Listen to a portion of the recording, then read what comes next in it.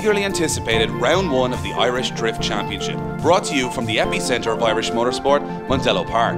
An entry field of over 80 drivers entered the County Kildare venue, all hoping to make their mark and kick off their individual campaigns as successfully as possible. Mondello will play host to entry speeds of over 90 miles per hour, and with intermittent rain forecasts, this would turn out to be a baptism of fire for the 2013 championship hopefuls. Let's kick off the action with the hugely popular semi-professional class. The hugely competitive semi-professional class has become one of the highlights of an IDC weekend. In recent years, huge crowds turned up to see the next wave of Irish talent emerge. Drivers are pushing extremely hard to stake their claim at the semi-professional podium. The top 4 would also get a chance to qualify with the pros at Main Stage Sunday.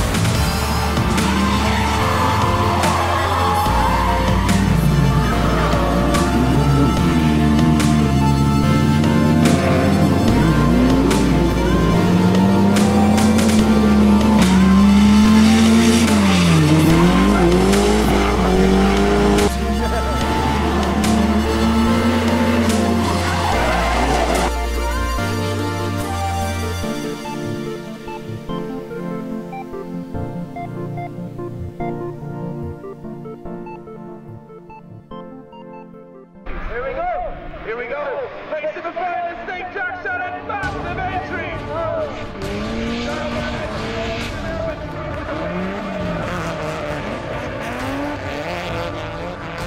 13-year-old Jack Shannon was one of the heroes of the day, but unfortunately pushed a little too hard against Darrell Barnett, and Barnett would go through to the semi-professional final.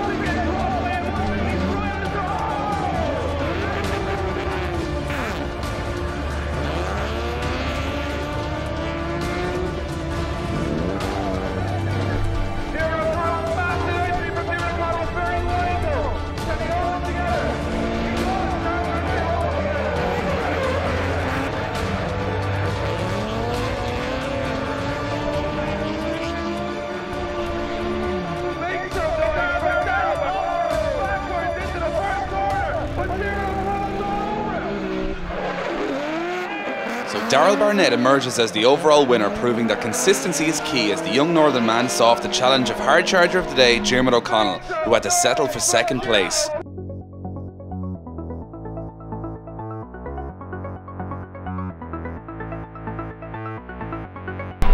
Very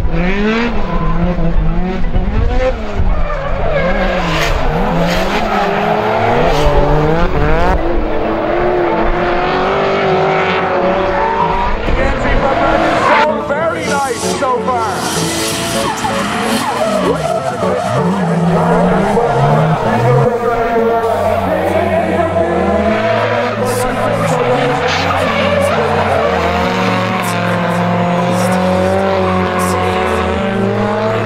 Nice entry, very, very quick.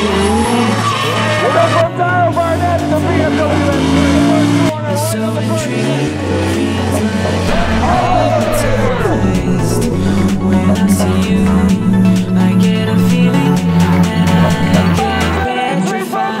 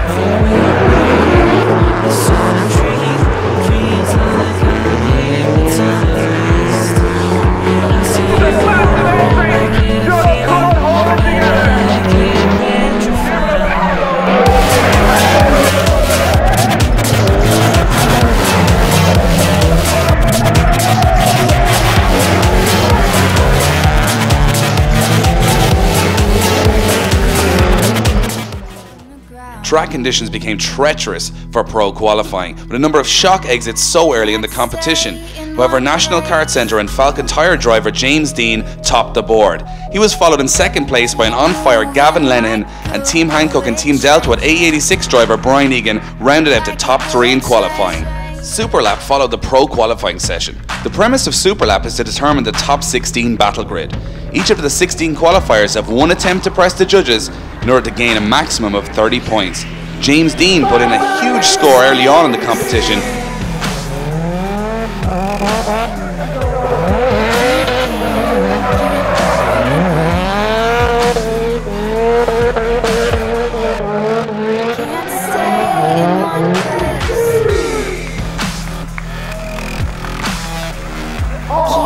Team Jap Speed's Shane O'Sullivan came out on top in the end with an impressive 27 points.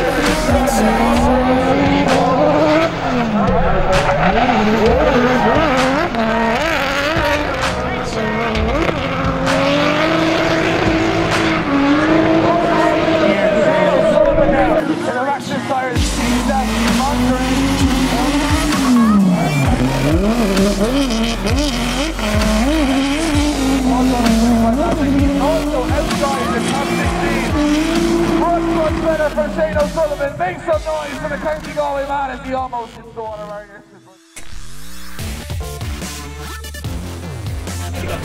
I'm here with twice Pro Drift Championship and now IDC contender James Dean. James, we're back this year in the RX7 again. Of course, this time sponsored by National Kart Centre and Falcon Tyres. You've just qualified first. How's the weekend going so far? Excellent start to the weekend. Delighted with the car. We've worked very hard on the car at the start of this over the off season and put a lot of work into it. Developed a lot of relationships with new sponsors and just worked really hard to get a good car under our feet. And this is pretty much my first weekend driving the car and it's working really well. very, very excited now about the battles later on. And of course last year, James, it didn't start so good. Last year you had mechanical failure at round 1 and a couple of rounds didn't go exactly, so it's nice to start, I suppose, on a high this year. Yeah, like last year we had a lot of bad luck. We had engine issues at round 1, so we got no points on the board, and a couple of other issues at round 2, but we got the car working well for the rest of the season. But this year we just worked hard on reliability over the off season, and it's already proving to be very reliable. So fingers crossed it's going to work. Fingers crossed indeed. And James, best of luck in the Super Lap and the top 16 battles later on. I'm sure you'll be able to watch. Looking forward to it. Cheers. So I'm here with Wesley Keating. This is Wesley's first round this year in Ireland, the IDC, and it's also the debut of his brand new Rocket Bunny Track Day Performance built 180SX. Wes, for your first day out, you've qualified 5th. Couldn't have gone any better in qualifying. Couldn't ask for much more now. It was a little bit apprehensive earlier, but we pulled it off in the end. Quite happy at the moment. Excellent, and of course the car is crazy angle. It's got a sequential gearbox this year. A lot to get used to compared to the car last year. Yeah, we have a lot of practicing to do to get it right, but we're getting there now slowly but surely. So far so good. So you promised something crazy for Super Lap. You're going to push it a little bit harder, you get used to the car, and best of luck for the rest of the weekend. Thanks very much, Ed.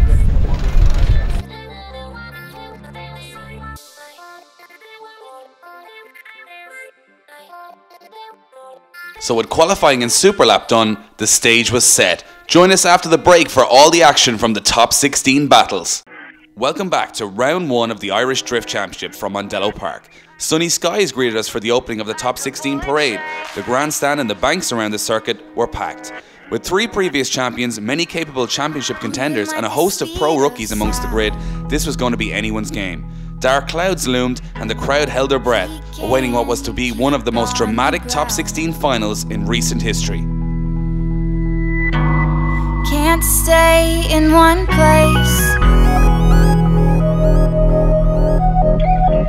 Keep moving like a bullet train. Like a bullet train.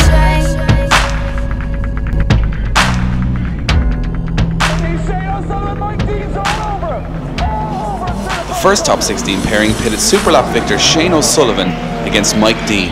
Dean ran a bit too hot in his chase run, causing him to run into O'Sullivan. Thankfully no damage was sustained by either driver, but the contact was the deciding factor and O'Sullivan progressed to the Grade 8. Marangoni Tyre sponsored Nigel Colfer was pitted against Alan McCord in the top 16. This was one of the closest battles of the weekend, but Colfer just about shaded the runs overall and got the judges' nod to advance to the Grade 8.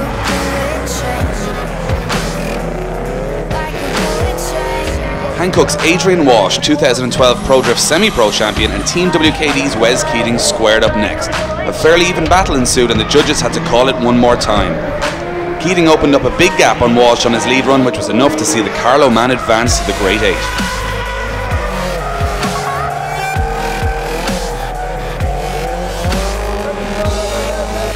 2012 Pro Drift Champion Brendan Stone ran the MG Crash Repairs Altezza for the weekend, and semi-pro driver Kenneth Murphy knew he had a big task ahead of him to take out the most consistent driver in Europe at the moment. Unfortunately for Murphy, it was not to be, and his dream weekend came to an end as Stone was too strong and got the nod from the judges.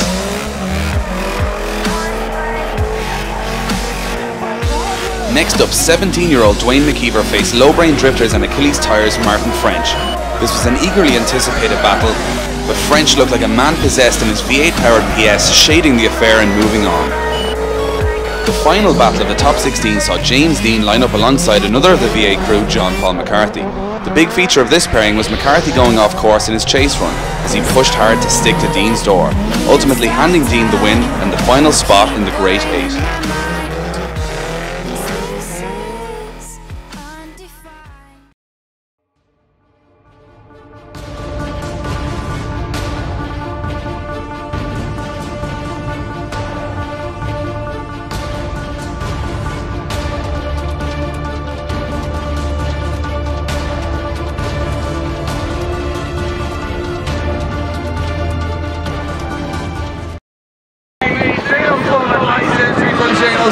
Nigel Colfer staying right with him. Nigel's going to have to make the dive here. He does. Huge dive from Nigel Colfer. Oh, and he just lost power as he tried to slow down so dramatically.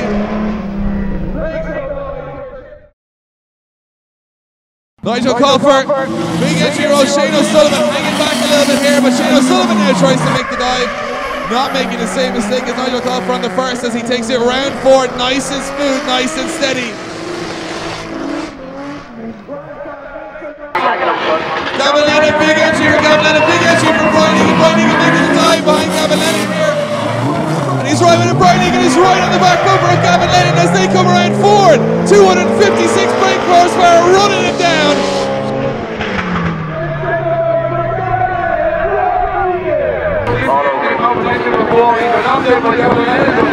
Big entry from both drivers, Brian Egan, Gavin Lennon right on the back bumper of Brian Egan here as they come around. Gavin Lennon makes a big dive. Oh, Brian Egan seems to make a little correction around forward as they take it over the line. To lead him in, Wesley Keating right with him, big lock from both drivers. Wesley Keating is right with him. Oh, big dive from Wesley Keating right onto the back bumper of Brendan Stone, putting it to the 2012 champion. Make some noise for Brendan Stone and Wesley Keating. Brendan Stone is going very close here. Right with Wesley Keating. Wesley Keating doesn't drop a wheel, keeps it on the tarmac rather. Awesome run from both drivers. Make some noise. A top 4 place would mean the world to both these drivers. Of course, it'd be a big stamp for Brendan Stone to get back up there into the top 4. Wesley Keating was in the top 3 last year at Japfest, so he loves this Mondello circuit as we bring it back. What are you going to do to beat Brendan Stone? Does Wes Keating have an answer? Wes Keating again making that big dive, just a little bit offline this time. But right with him as they come over the finish line. Make some noise for Brendan Stone and Wes Keating. Of course, big lock, big power, big smoke, and we can expect it to go door to door. The crowd are ready. They drive it. Massive entry from both drivers. Almost. Oh! They come together. James Dean dropped the wheel. So uncharacteristic of James Dean. He slowed down dramatically once he dropped it. Martin French had.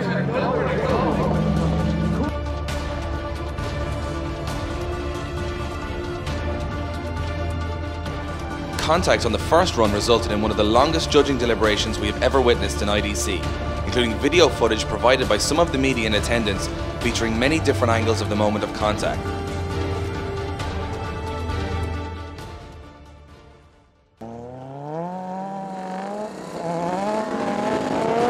And here we go. James Dean, Martin French leading them in. James Dean's going very aggressive here. And James drops the wheel again. As Martin French doesn't seem bothered, dials in the lock, puts the smoke down. Make some noise for Martin French and James Dean.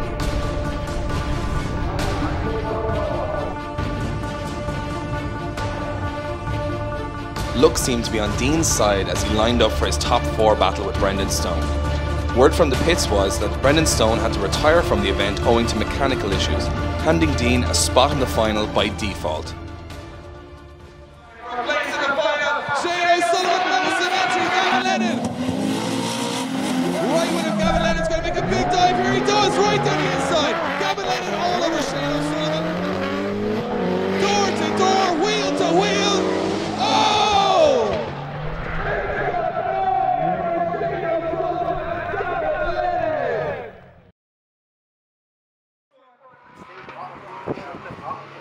Here we go. Big entry from Gavin Lennon. What else would you expect? Shane O'Sullivan now trying to put the power down. Just about stays on track. Shane O'Sullivan now just trying to close that gap around Ford. As they come around.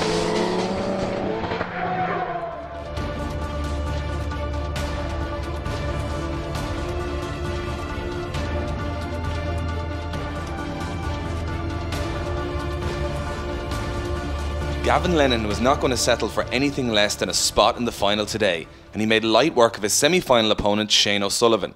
All was not lost for O'Sullivan, however, as the Japspeed driver was ensured a podium finish, taking 3rd place overall, and valuable championship points on the board.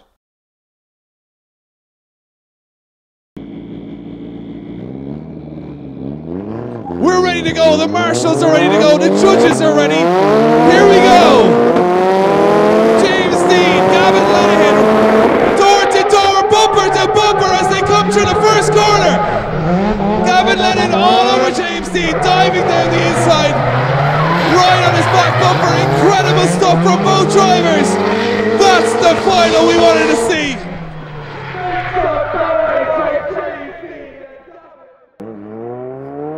Absolutely bucketing down now, and this is going to make it super slippy, super hard to drift, but they're going to go anyway.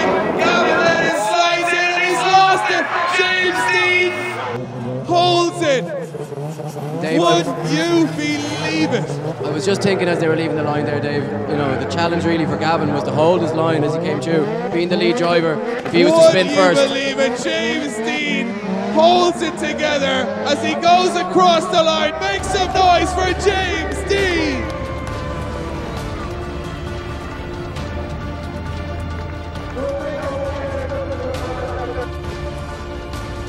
Lenihan was leading this time and came in far too hot for the conditions the shower left behind. Ultimately, he lost it on entry, as Dean was using his vast experience to hang back slightly, giving him his first competitive win of 2013, with Lenihan taking a deserved second place on the podium. So with round one done and dusted, James Dean gains the perfect start to the 2013 season, sitting in top spot on the championship table. But nobody has ever won a championship without a fight.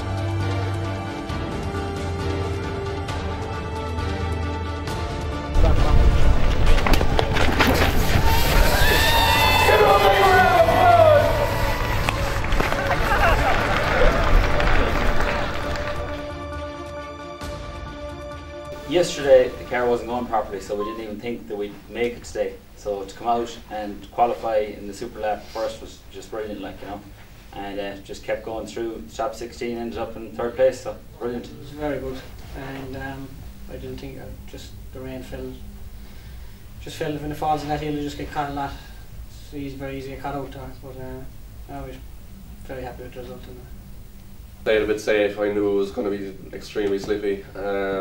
I was going up the straight, and when I pulled fork here, just started spinning the back wheels, and I knew the track was like ice. And congratulations, and I suppose you're all looking forward to round two. Bring it on. Yeah, definitely.